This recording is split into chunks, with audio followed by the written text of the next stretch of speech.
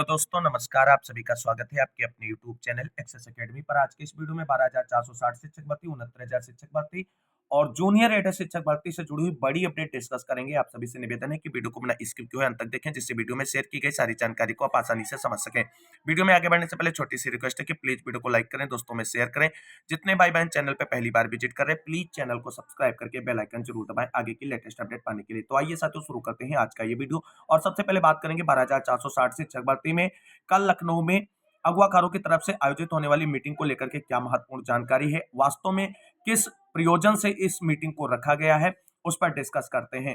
दोस्तों जैसा कि आप सभी लोग जानते हैं, मोहित द्विवेदी और अर्पित श्रीवास्तव की तरफ से 12,460 शिक्षक भर्ती में चयनित साथी जिनको नियुक्ति पत्र मिल चुका, उनके स्कूल आवंटन को आगामी रणनीतिक तरीके से प्रयास करने के लिए लखनऊ के इको गार्डन में कल एक मीटिंग आयोजित की गई है, जिसमें प्रत्येक जनपद से 2 चयनित साथी जिनको नियुक्ति पत्र मिला है उनको बुलाया गया है मीटिंग में विचार विमर्श के लिए। और आप सभी साथियों को बता दें, प्रत्येक जनपद से 2 साथियों को अवश्य इस मीटिंग में पहुंचना चाहिए। कम से कम क्या वास्तविकता है, किस लिए मीटिंग रखी गई है, मीटिंग का प्रयोजन क्या है, इसकी सच्चाई आप सभी लोग जान पाएंगे। और प्रत्येक जनपद से जब 2 सदस्य पहुंचेंगे तो वो अपने जनपद में जो चयनित साथी हैं जिनको नियुक्ति पत्र मिल चुका है, वो वास्तविकता से परिचित कराते रहेंगे और किस तरीके से आगे रणनीति बना करके स्कूल आवंटन के लिए प्रयास करना है, उस पर भी कहीं ना कहीं एकजुट होकर के प्रयास करने में इस मीटिंग के माध्यम से जो है वो निर्णय लिया जाएगा। तो सभी जनपद के अभ्यर्थियों से निवेदन है जो मेरा ये वीडियो देख रहे हैं, कल जो अगवाकारों की तरफ से खासकर मोहित द्विवेदी और अर्पित श्रीवास्तव की तरफ से मीटिंग रखी गई है, उस मीटिंग में अवश्य शामिल हों, क्योंकि इस मीटिंग में शामिल होने से किसी का कोई व्यक्तिगत नुकसान नहीं होता है, बल्कि बाकी चयनितों का संगठन और एकता बनेगी, जिससे स्कूल आवंटन के लिए हम सभी लोग जो प्रयास करेंगे वो संगठित होकर के हो सकेगा। और संगठित प्रयास ही आप सभी को बता दें इस मामले का सलूशन अब जो है आगे प्रस्तुत कर सकता है, क्योंकि अलग अलग प्रयास किए जा रहे हैं, वो एक अलग तरीका है अपने स्कूल अलॉटमेंट के लिए। और जब संगठित होकर के जहां पर ज्यादा लोगों की जरूरत है, संगठन की जरूरत है प्रयास करने की, वहां पर अगर इस तरीके की कार्रवाई की जाएगी तो ज्यादा बेहतर रहेगा। तो आप सभी लोग अगर मेरी बात माने तो प्रत्येक जनपद से 2 साथी कल की मीटिंग में पहुंचे, वहां की सारी चीजें आप देखें कि किस तरीके से हो रही। कुछ लोग इस मीटिंग का विरोध भी कर रहे हैं, तो विरोध करने का तात्पर्य कोई नहीं दोस्तों। आप सभी को अगर कुछ लगे कि गलत होता है तो आप बिल्कुल विरोध करें, लेकिन अगर स्कूल आवंटन के लिए रणनीति बनाने के लिए कोई मीटिंग आयोजित की जा रही तो सभी की सहमति और सभी की कहीं ना कहीं सहभागिता जरूरी है, क्योंकि सभी को नौकरी लेनी है, केवल अर्पित श्रीवास्तव और मोहित द्विवेदी को ही नौकरी इस भर्ती में नहीं लेनी है। जिनको नियुक्ति पत्र मिल चुका है सबको नौकरी लेनी है इस भर्ती में, क्योंकि आप सभी साथियों को बता दें स्कूल आवंटन को लेकर के अभी तक जो प्रयास किया गया है उसका नतीजा आप सभी ने देखा बिल्कुल शून्य है। लेकिन अब अगर आगे रणनीतिक प्रयास किया जाएगा तो सफलता जरूर मिलेगी, और उसके लिए इस तरीके से आपस में विचार विमर्श करके संगठन तैयार करना बहुत ही जरूरी हो गया है। अगर बात करें इस मीटिंग का उद्देश्य, अगर आपको लगता है कि कहीं ना कहीं चंदा चोरी करना है, चंदाबाजी करना है, तो अगर ऐसी कोई चीजें अगर आपकी समझ में आती हैं मीटिंग में उपस्थित होने के बाद, तो आप बिल्कुल इसका विरोध कर सकते हैं और चीजों को अवॉइड कर सकते हैं। कोई दिक्कत नहीं, कोई आप पे बाउंडेशन नहीं होगा। चीजों को समझने का प्रयास किए और उसके बाद जो है संगठित होकर के प्रयास किया जाएगा तो ज्यादा बेहतर रिजल्ट हो सकता है। अब बात कर लेते हैं 12,460 शिक्षक भर्ती में चयनित साथी जिनको नियुक्ति पत्र मिल चुका, उनको स्कूल अलॉटमेंट के लिए एक तो जल्दी इस बात की है कि कहीं आचार संहिता न लग जाए जो मामला और देरी कर दे। तो सुप्रीम कोर्ट से आप सभी लोग जानते हैं जो चीजें वहां पे हो रही हैं। बाकी आचार संहिता को लेकर के कंफर्म खबर आ रही है कि मार्च के फर्स्ट वीक में चुनाव आचार संहिता लग सकती है। यानी कुल मिलाकर के अभी आपको बता दें इधर लगभग 12 से 13 दिन और उधर मार्च का फर्स्ट वीक, लगभग 20 दिन का समय है आप सभी के लिए पूरा एफर्ट लगाने का स्कूल आवंटन को लेकर के। और उम्मीद करेंगे कि सरकार और विभाग कोई रास्ता निकालते हुए आप सभी के लिए स्कूल आवंटन का प्रोसेस आगे बढ़ाएगा, क्योंकि आप सभी को बता दें जितना प्रयास आप सभी लोग स्कूल आवंटन के लिए नहीं कर रहे हैं, उतना आप सभी के स्कूल आवंटन को रोकने के लिए अचयनितों की तरफ से प्रयास किया जा रहा है और चीजें और मिसलीड करते हुए सोशल मीडिया पर फैलाई जा रही हैं। क्योंकि जो सुप्रीम कोर्ट का आर्डर है उसको अचयनितों की तरफ से अलग तरीके से एक्सप्लेन करके सोशल मीडिया पर जो है कहीं ना कहीं प्रचारित और प्रसारित किया जा रहा है। और जो चयनित 51 जनपद और 0 जनपद के साथ ही उनमें फूट डालने का प्रयास किया जा रहा है। इसका उदाहरण और एग्जाम्पल हमारे पास है, लेकिन शो नहीं करेंगे उसको आप सभी के साथ। लेकिन ये चीज समझिए कि अब आप चयनित हो चुके हैं, आपको इस तरीके के अचयनितों के प्रयासों से कहीं ना कहीं आपसी मनमुटाव नहीं पैदा करना, आपको संगठित होना, क्योंकि अब आप चयन प्रक्रिया का पार्ट होकर के नियुक्ति पत्र पा चुके हैं। तो अब आप 0 जनपद 51 जनपद का मैटर नहीं आपके लिए है। अब आपके लिए मतलब हो गया चयनित वर्सेस अचयनित, और आपका मेन उद्देश्य हो गया स्कूल अलॉटमेंट, और उसके लिए आपको प्रयास करना है। चाहे उसके लिए सरकार और विभाग सुप्रीम कोर्ट से आर्डर वेरिफिकेशन कराए कि किस तरीके से आर्डर को इंप्लीमेंट करना है, क्या सभी 6470 पदों को वैकेंट सीट माना गया है आर्डर में, या सेकंड काउंसलिंग कंप्लीट होने के बाद जो सीटें रिक्त हैं उनको वैकेंट माना गया है। इस चीज के लिए सरकार और विभाग को क्लेरिफिकेशन याचिका सुप्रीम कोर्ट में डालनी चाहिए, और जल्द सुनवाई कराते हुए आर्डर को क्लेरिफाई या मॉडिफाई कराते हुए उसको अमल करें। और अगर 6470 पदों को सुप्रीम कोर्ट ने वैकेंट माना है, आर्डर क्लेरिफिकेशन में स्पष्ट हो जाएगा, तो आपको बता दें दिक्कतें स्कूल आवंटन में होंगी और स्कूल आवंटन के लिए परमिशन लेनी पड़ेगी। अगर सुप्रीम कोर्ट में आर्डर क्लेरिफिकेशन में ये स्पष्ट हो जाता है कि आर्डर जो है थर्ड काउंसलिंग के लिए वैकेंट सीट के सापेक्ष स्टेटस क्यों है, तो कोई दिक्कत नहीं। ऑलरेडी आप सभी को बता दें इसके लिए अब सरकार और सचिव सर को प्रयास करना होगा, और इस प्रयास को करेंगे कब, जब हम सभी लोग संगठित होकर के एकजुट होकर के दबाव बनाएंगे सरकार पर, और ऐसा करने के लिए उस पर जब दबाव होगा तभी चीजें आगे बढ़ेंगी। अदरवाइज अगर इस तरीके से आपस में लड़ते रहेंगे, एक दूसरे पर आरोप प्रत्यारोप लगाते रहेंगे, तो मामला आप ही का नुकसान होता जाएगा और आगे आप सभी का ही नुकसान बढ़ता ही रहेगा। इंतजार और संघर्ष का समय आपका बढ़ता रहेगा और चीजें आपके हाथ से निकलती हुई चली जाएंगी, क्योंकि एक बार कोर्ट में अगर कंटिन्यूअसली सुनवाई की डेटें लगने लगी तो मामला आपको बता दें फिर बहुत लंबा हो जाएगा।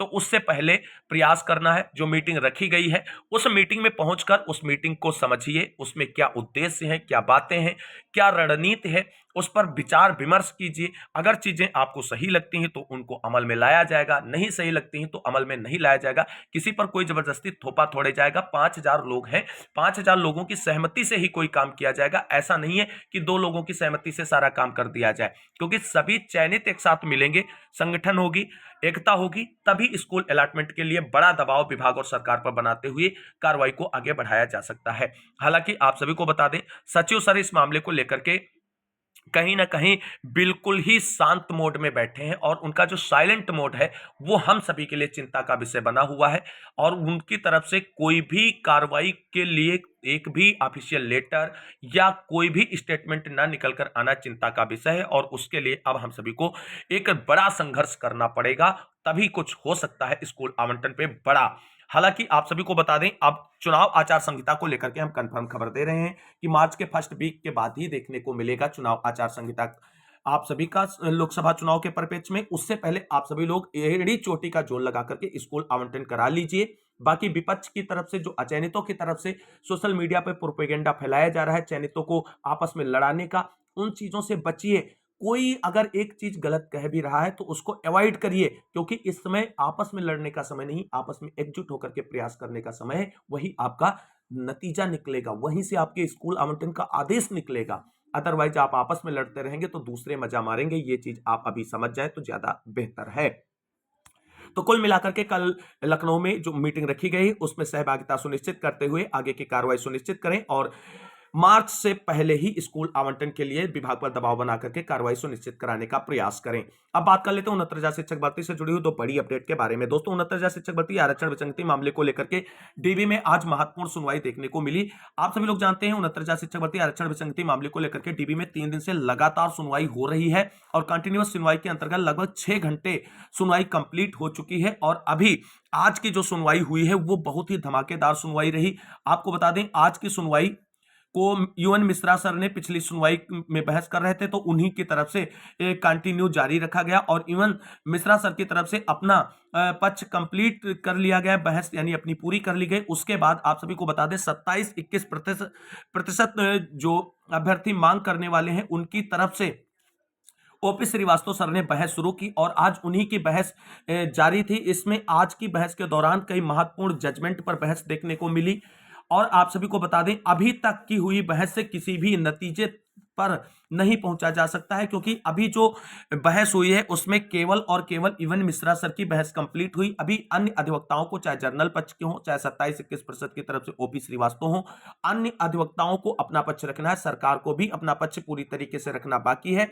तो अभी किसी नतीजे पे पहुंचना मुश्किल है कि किस पक्ष को कोर्ट के सुनवाई से लाभ मिलता नजर आ रहा है। तो कुल मिलाकर के आप सभी को बता दें, कल फिर से मामले को सुनवाई के लिए रखा गया। हालांकि कल की सुनवाई के लिए कोर्ट का समय केवल 3 बजे तक है, लेकिन मामला अपना सुना जाएगा, टेकअप होगा और उसके दौरान बहस जो है कल भी ओपी श्रीवास्तव सर की जारी रहेगी। और देखना है कि कल किस तरीके से ओपी सर बहस करते हैं और जो उनके पक्षकार हैं उनका पक्ष रखते हुए किस तरीके से कोर्ट को अपनी ओर कहीं ना कहीं अट्रैक्ट करने का प्रयास करते हैं, जिससे मामला उनके पिटिशनर की तरफ जो है झुकता हुआ नजर आए और मामला निस्तारित हो। लेकिन जिस तरीके से आप सभी साथियों को बता दें, लगातार कंटिन्यूसली बहस हो रही है आरक्षण मामले को लेकर के, इससे ये एक बात तो स्पष्ट हो गई कि ये मामला अब सरकार भी जल्द से जल्द निस्तारित करना चाहती है। ये बात करेंगे 69,000 शिक्षक भर्ती में ईडब्ल्यूएस केस को लेकर के महत्वपूर्ण अपडेट के बारे में। दोस्तों, 69,000 शिक्षक भर्ती में ईडब्ल्यूएस रिजर्वेशन लागू करने को लेकर के याचिका पर लगातार सुनवाइयों के बाद आपको बता दें आज फाइनल सुनवाई करते हुए इलाहाबाद हाई कोर्ट में फाइनली ऑर्डर रिजर्व कर लिया गया है। और आपको बता दें इस मामले के अगवाकार शिवम पांडे जी का कहना है कि जिस तरीके से ईडब्ल्यूएस मामले में सरकार घिरती नजर आई है 69,000 शिक्षक भर्ती में, उस तरीके से जो याचिका करता है और जो ईडब्ल्यूएस रिजर्वेशन की मांग कर रहे हैं 69,000 शिक्षक भर्ती में, उनकी याचिका अलाउड होती नजर आ रही है। लेकिन आप सभी साथियों को बता दें जब ऑर्डर फाइनली रिजर्व हुआ है, रिजर्व ऑर्डर आने से पहले कोई भी कयास नहीं लगाया जा सकता है कि किसकी जीत होने जा रही, किसको लाभ मिलने जा रहा है, किसकी याचिका अलाउ होने जा रही, किसकी याचिका डिस्पोज्ड ऑफ होने जा रही। ये चीजें अभी केवल और केवल एक अपनी मानसिक सांत्वना के लिए कहा जा सकता है, बाकी सारी चीजें क्लियर होंगी फाइनल ऑर्डर आने के बाद। हालांकि आपको बता दें ज्यादातर चीजें जो है शिवम पांडे जी के ऑब्जर्वेशन पर सही ही साबित हुई हैं, क्योंकि उन्होंने 6800 मामले को लेकर के सिंगल बेंच के ऑर्डर आने से पहले एक बात कही थी कि सिंगल बेंच के जो ऑर्डर आने वाला है उसमें सिंगल बेंच की तरफ से 6800 की लिस्ट को क्वेश्चन कर दिया जाएगा और आगे जो है कार्रवाई सुनिश्चित करने के लिए सरकार को डायरेक्शन जारी किया जाएगा। फाइनली जब ऑर्डर आया तो यही चीजें ऑर्डर से निकलकर सामने आई हैं। तो जिस तरीके से आज शिवम पांडे जी की तरफ से ईडब्ल्यूएस मामले को लेकर के बड़ा स्टेटमेंट किया गया है कि उनकी याचिका जो है अलाउ होने जा रही है ईडब्ल्यूएस मामले को लेकर के, तो देखना है इस बार उनकी बातों में कितनी सच्चाई निकलती है और फाइनल ऑर्डर आने के बाद उनकी बातों में कितनी सच्चाई साबित होगी, यह बहुत ही महत्वपूर्ण होगा।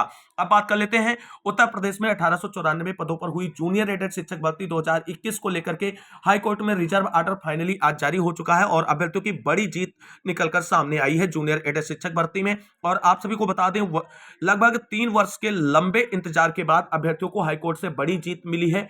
क्या है मामला देख लेते हैं। फाइनली जो ऑर्डर निकलकर सामने आया है, यहां पर आप सभी लोग देख सकते हैं कि ये जूनियर एडेड शिक्षक भर्ती जो 1894 पदों पर आयोजित की गई थी उत्तर प्रदेश सरकार की तरफ से, उसमें हाईकोर्ट में रिजर्व ऑर्डर जो 1/2/2024 को रिजर्व हुआ था फाइनली आज डिलीवर हो चुका है 15/2/2024 को। आप सभी लोग देख सकते हैं कोर्ट नंबर 36 में मामले को रिजर्व किया गया था।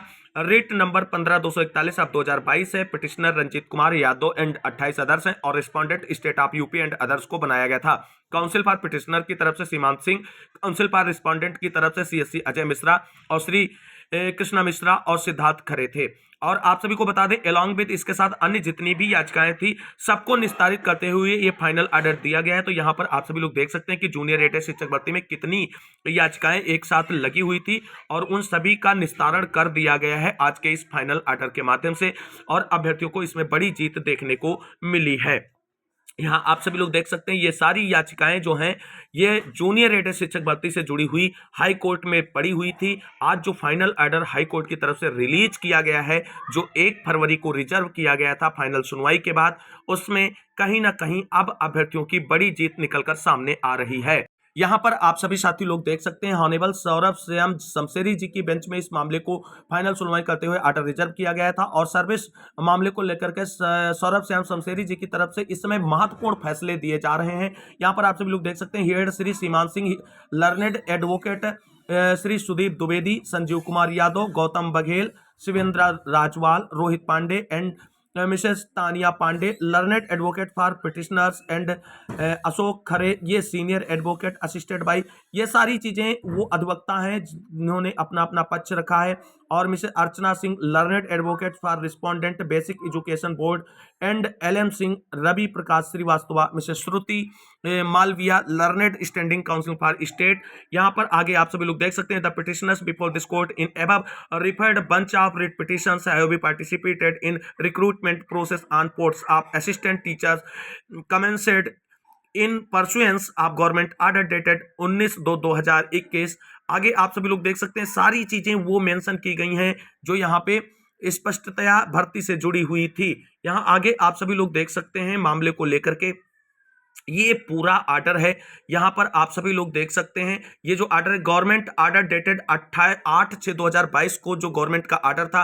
यहां पे देख सकते हैं प्रेषक दीपक कुमार, प्रमुख सचिव उत्तर प्रदेश शासन, सेवा में सचिव परीक्षा नियामक प्राधिकारी उत्तर प्रदेश प्रयागराज, बेसिक शिक्षा अनुभाग 3 लखनऊ, दिनांक 8 जून 2022 को प्रेषित किया गया था। और अशासकीय सहायता प्राप्त जूनियर हाई स्कूलों में प्रधानाध्यापक एवं सहायक अध्यापक की भर्ती परीक्षा 2021 के संबंध में ये लेटर था। उपयुक्त विषय आपके पत्रांक ये दिया हुआ है, पूरा पत्रांक संख्या दिनांक 28/4/2022 का कृपया संदर्भ ग्रहण करने का कष्ट करें, जिसके द्वारा यह अवगत कराया गया कि अशासकीय सहायता प्राप्त जूनियर हाई स्कूलों में प्रधानाध्यापक एवं सहायक अध्यापक की भर्ती परीक्षा 2021 में प्रधानाध्यापक एवं सहायक अध्यापक की भर्ती परीक्षा 2021 परीक्षा परिणाम 15/11/2021 में प्राप्त 571 शिकायतों के मैनुअल मिलान में 132 शिकायतें पुष्टित पाई गई, जिसके संबंध में प्रकरण में अग्रतर कार्रवाई किए जाने हेतु शासन के से मार्गदर्शन उपलब्ध कराए जाने का अनुरोध किया गया है। इस संबंध में शासन स्तर पर समग्र विचारों उपरांत यह निर्णय लिया गया है कि अपने स्तर पर आंतरिक समिति गठित करते हुए संपूर्ण परीक्षा परिणाम का पुनर्मूल्यांकन कराते हुए संशोधित परीक्षाफल तत्काल घोषित किया जाए। इस संबंध में मुझे यह कहने का निर्देश हुआ है कि शासन द्वारा दिए गए निर्णयानुसार तत्काल आवश्यक कार्रवाई करते हुए कृत कार्रवाई से शासन को अवगत कराने का कष्ट करें। अवधि है यहाँ पर दीपक कुमार प्रमुख सचिव की तरफ से सारी चीजें हैं। यहाँ पे अन्य दूसरा ऑर्डर भी देख सकते हैं जो 30/8/2022 को प्रेषक दीपक कुमार प्रमुख सचिव शासन उत्तर प्रदेश की तरफ से प्रेषित किया गया है। ये सारी चीजें यहाँ पर देख सकते हैं जितने भी ऑर्डर इसमें जारी हुए हैं। तो फाइनली ऑर्डर क्या निकलकर सामने आया है वो चीजें यहाँ पर देख सकते हैं आप सभी लोग। यहाँ पे ये देख सकते हैं पूरा ऑर्डर है। अगर आप इसे विस्तृत रूप से पढ़ना चाहते हैं तो आप STDB DSLG टेलीग्राम चैनल पर जाकर के इस ऑर्डर को कंप्लीटली पढ़ सकते हैं।